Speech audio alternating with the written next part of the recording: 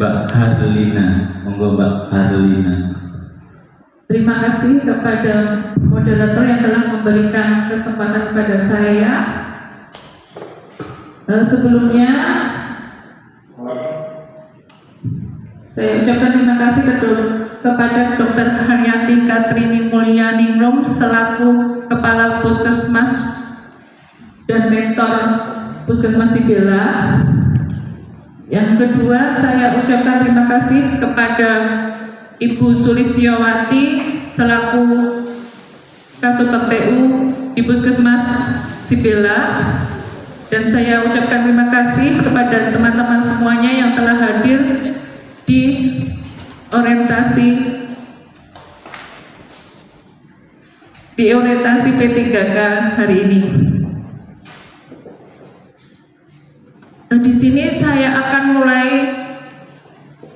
mempresentasikan laporan orientasi pengenalan nilai dan etika pada instansi pemerintahan bagi P3K Dinas Kesehatan Pemerintah Kota Surakarta dengan inovasi program garasi aset atau gerakan ASI eksklusif dengan pemberian pijat oksitosin untuk mempelancar ASI. Sebelumnya saya akan memperkenalkan diri saya, yaitu nama Harlina Kusuma Wardani, tempat tanggal lahir Surakarta 29 November 1987, alamat Jalan Werkudara nomor 38 RT 1 RW 22 Ngeringo Jaten Karanganyar, NIP 1987 11 29 2024 21 2013. Jabatan Bidan Terampil Unit Kerja Puskesmas Sibela.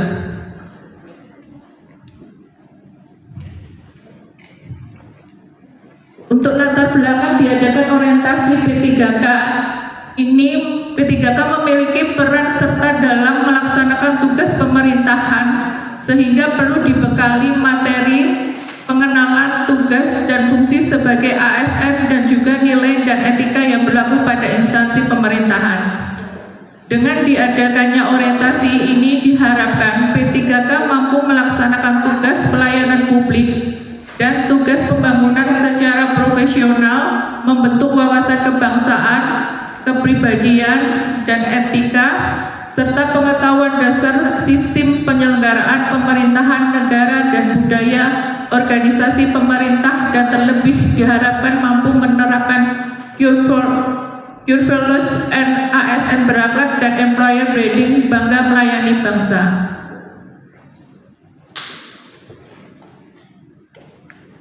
Maksud diadakan orientasi ini, pelaksanaannya orientasi bagi pegawai pemerintah dengan perjanjian kerja tahun 2025 adalah yang pertama, pengenalan fungsi dan tugas aparatur sipil negara. 2. Pengenalan nilai dan etika pada instansi pemerintah. 3. Pengenalan struktur organisasi pemerintah di setiap unit kerja. Dan tujuan dari orientasi ini yang pertama, mengetahui optimalisasi pentingnya pijat oksitosin untuk ibu nifas untuk meningkatkan capaian ASI eksklusif di wilayah. 2. Mengetahui wadah pengenalan tugas dan fungsi aparatur sipil negara, pegawai pemerintah dengan perjanjian kerja. 3. Mengetahui nilai dan etika pada instansi pemerintah. 4. Mengetahui dan mampu mengaktualisasikan nilai-nilai dasar ASN berakhlak serta dapat melaksanakan tugas menjadi kewajiban dalam melaksanakan program pemerintah di unit kerjanya. Visi dari pemerintah Kota Surakarta berdasarkan peraturan daerah Kota Surakarta yaitu mewujudkan Surakarta sebagai kota budaya yang modern, tangguh, gesit, kreatif, dan sejahtera.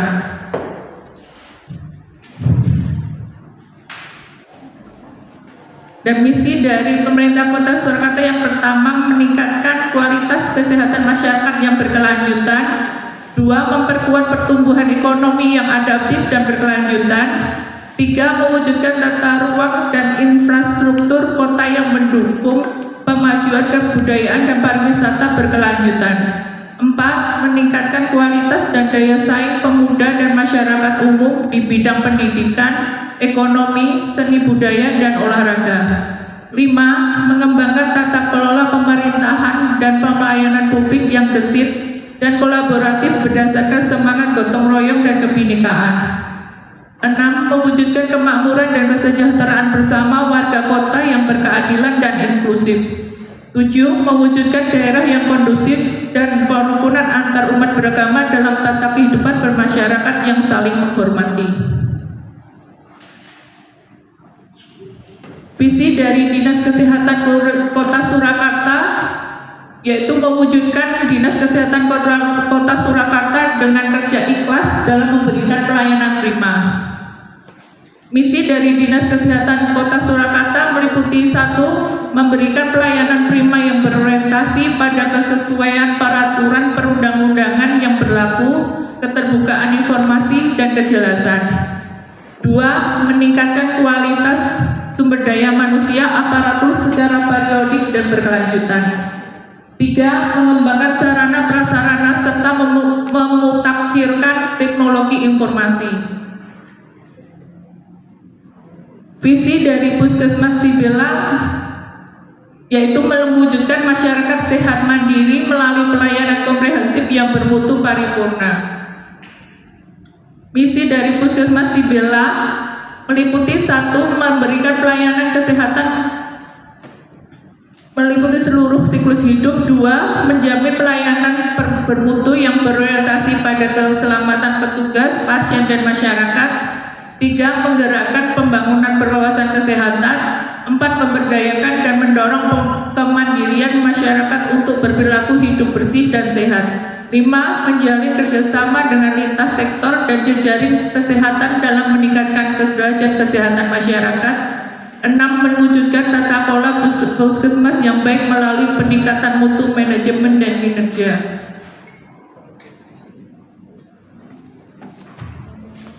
Rencana dan hasil kerja menurut identifikasi isu, belum optimalnya cakupan ASI eksklusif di Puskesmas Sibela sebesar 91,67%. Yang kedua, kurangnya pengetahuan ibu dan keluarga tentang manfaat ASI eksklusif dan cara pijat oksitosin. Yang ketiga, masalah kesehatan seperti kurangnya produksi ASI, kelelahan fisik, dan faktor psikologis. Isu yang diangkat yaitu pengoptimalan pengetahuan ibu tentang manfaat ASI eksklusif dengan program garasi aset atau gerakan ASI eksklusif dengan pemberian pijat oksitosin untuk mempelancar ASI sehingga diharapkan dapat meningkatkan cakupan eksklusif di Puskesmas Sibela. Gagasan yang diangkat penerapan inovasi garasi aset dengan pemberian pijat oksitosin untuk mempelancar ASI dan meningkatkan kesehatan bayi, kesehatan ibu, meningkatkan ikatan batin, serta meningkatkan keberhasilan pemberian ASI eksklusif dengan cara memonitor melalui kartu kontrol. Kegiatan pertama, melakukan konsultasi dengan mentor terkait isu dan rancangan inovasi. Tahapan kegiatan yang pertama, menentukan isu dan gagasan yang diangkat di lingkungan kerja atau ruang lintas dengan mentor. 2. Mencatat saran dan memasukkan hasil konsultasi dengan mentor. Hasil yang diperoleh, yang pertama diperoleh hasil konsultasi dan catatan dengan mentor berupa notulen. 2. Diperoleh gagasan yang diangkat yaitu program garasi aset atau gerakan ASI eksklusif dengan pemberian pijat oksitosin untuk mempelancar ASI. Kegiatan kedua, membuat SOP pijat oksitosin untuk memelancar ASI eksklusif. Tahapan ketiga, menyusun SOP. Hasil yang diperoleh tersusunnya SOP pijat oksitosin. Kegiatan ketiga, mendesain, membuat, dan mencetak leaflet mengenai pijat oksitosin. Tahapan kegiatan yang pertama, mendesain dan membuat leaflet mengenai pijat oksitosin. 2. Mencetak leaflet yang sudah didesain dan dibuat. Hasil yang diperoleh leaflet mengenai pijat oksitosin. Kegiatan keempat, membuat desain kartu kontrol untuk memantau dan memonitor kegiatan pijat oksitosin. Tahapan kegiatan mendesain kartu kontrol dan kartu untuk memonitor kegiatan pijat oksitosin. Hasil yang diperoleh tersedianya kartu kontrol atau form monitor. Kegiatan kelima, mensosialisasikan kepada tim bonek dan tim bidan rawat jalan. Tahapan kegiatan mensosialisasikan SOP pijat oksitosin pada tim bonek dan tim bidan rawat jalan. Hasil yang diperoleh, yang pertama, tim bonek mendapatkan pengetahuan tentang tata cara dan SOP pijat oksitosin. Yang kedua, tim bidan rawat jalan mengetahui cara melakukan monitoring terhadap kegiatan pijat oksitosin yang dilakukan di rumah dan untuk pemberian ASI-nya.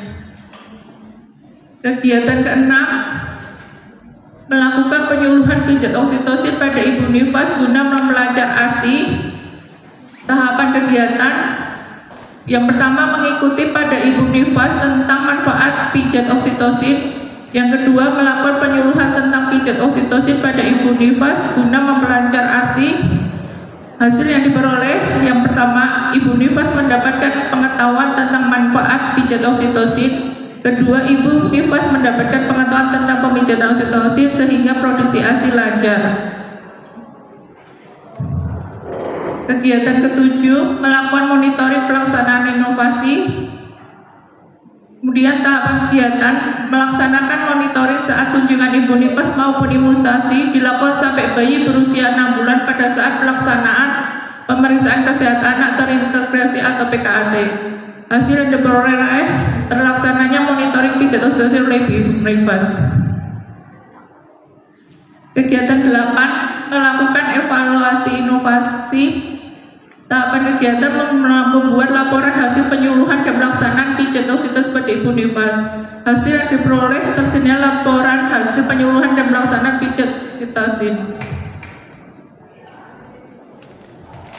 Ini pelaksanaan edukasi tentang ASI eksklusif dan pijat oksitosin pada ibu nifas. Rencana kerja menengah tahun pertama, kegiatan pembuatan inovasi program garasi aset atau gerakan ASI eksklusif dengan pemberian pijat oksitosin untuk melancar ASI. Hasil yang pertama, ibu nifas memahami tentang pentingnya ASI eksklusif. Dua, ibu nifas memahami cara pijat oksitosin. Kegiatan tahun kedua, merancang prosedur yang akan dilaksanakan dan menyusun kartu untuk memonitor. Hasil terbentuknya prosedur dan kartu kontrol untuk monitoring pemberian ASI eksklusif dan pijat oksitosin. Tahun ketiga, kegiatan mengaplikasikan kartu. Hasil terlaksananya monitoring pijat oksitosin. Ini konsultasi dengan mentor, kemudian sosialisasi dengan tim KIA dan sosialisasi dengan tim bonet. Ini kartu monitoring seperti ini ya. Nanti ditempelkan di buku KIA yang bagian depan.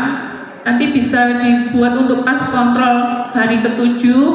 Habis itu dilanjutkan memonitornya sampai diimunisasi pentabiotik umur 4 pentabiotika umur 4 bulan sampai 5 bulan. Kemudian terakhir di pemantauannya di PKAT di umur 6 bulan.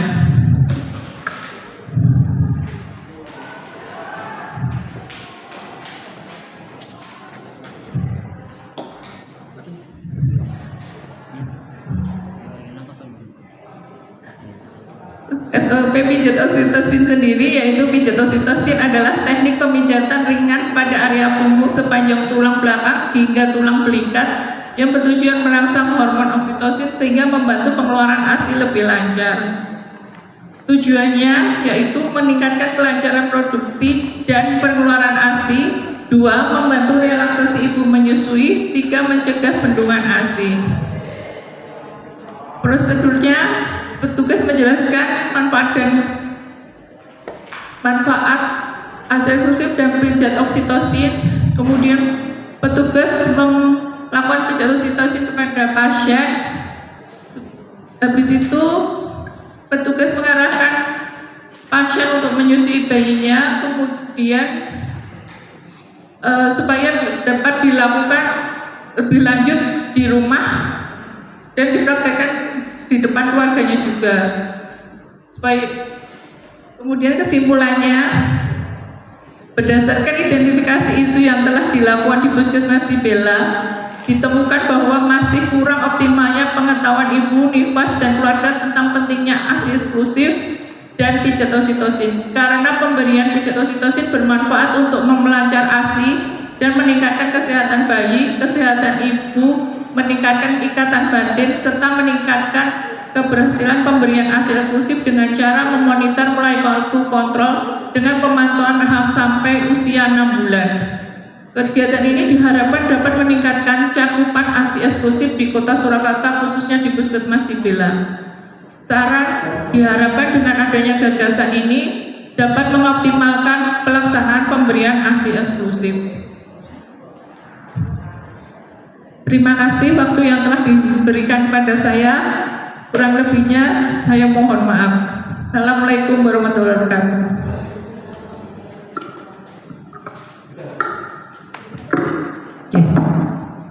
Terima kasih Mbak Lina Sumawardani sudah memaparkan terkait materi pengenalan etika atau ASN, kemudian kepaparan inovasinya tentang pijat oksitosin dengan program garasi aset ya, gerakan ASI eksklusif dan pemberian pijat oksitosin untuk memperlancar ASI. Kalau dilihat dari pengambilan isu cukup baik, jadi ini merupakan salah satu upaya kita untuk meningkatkan cakupan ASI eksklusif di Puskesmas Sibela. Apalagi dengan mulai dibukanya layanan rawat inap dan banyak mungkin dari ibu-ibu yang bersalin di sini, harapannya dengan pengetahuan pijat oksitosin paling tidak untuk keinginan atau harapannya tidak ada kendala dalam pemberian ASI pada si bayi, itu ya, di awal kehidupannya. Tadi sudah cukup baik dipaparkan secara runtut terkait inovasinya. Sudah ada kartu pantau ya, kartu monitoringnya, kemudian SOP-nya. Cuma untuk pencatatan pelaporannya, nyuwun tulung bisa dicermati lagi terkait peraturan perundangan. Peraturan perundangan nanti coba dilihat lagi, disesuaikan dengan peraturan perundangan yang terbaru, gitu ya. Kemudian untuk tata pencatatan mungkin di pelaporan nanti juga bisa dicermati lagi untuk hurufnya. Jadi hurufnya ini ada yang masih mungkin kesingsang agak berbeda sedikit, tapi nanti monggo sekalian dilakukan revisi. Tetapi secara keseluruhan dari pemahaman, pengambilan isu dan pemaparan sudah dilakukan dengan baik. Itu aja mungkin dari saya. Terima kasih. Terima kasih Mbak Lina Kusumawardani telah memaparkan inovasinya. Yang mungkin ada sedikit masukan. Yang pertama untuk tata naskah ya, tata naskah pembuatan laporan perlu diperhatikan batas atas, kiri kanan dan bawah ya, harus konflik. Kedua untuk halaman, ini sebagian halamannya tidak ada dari yang ada sampai halaman 8, yang selanjutnya tidak tergantung atau tidak terclose di fotokopi ya. Kalau diperhatikan ini dulu. Untuk mewujudkan visi misi kita tentu harus ada kekuatan. Salah satunya sumber daya manusia kesehatan (SDMK). Ya. Di sini sudah dicantumkan OTK, baik PLUD maupun IAP, Cuman yang BUD barangkali sumber datanya masih 2023, nanti bisa direvisi ya. Terus untuk selanjutnya untuk daftar pustaka nanti disesuaikan lagi dan diurutkan sesuai dengan perundang-undangan yang paling tinggi ya, dari mulai undang-undang, peraturan pemerintah, peraturan menteri sampai dengan Perda. Terus nanti silakan nanti ditambahkan kekuatan kita bukan hanya SOPK tapi juga sumber daya manusia kesehatan. Jadi personil yang ada di Puspeda, ketenagaan yang ada di Puskesmas Bela itu dicantumkan ya, sesuai keadaan pada saat ini per 1 Juni 2025. Mungkin itu aja dari saya. Kurang lebihnya saya mohon maaf. Wassalamualaikum warahmatullahi wabarakatuh.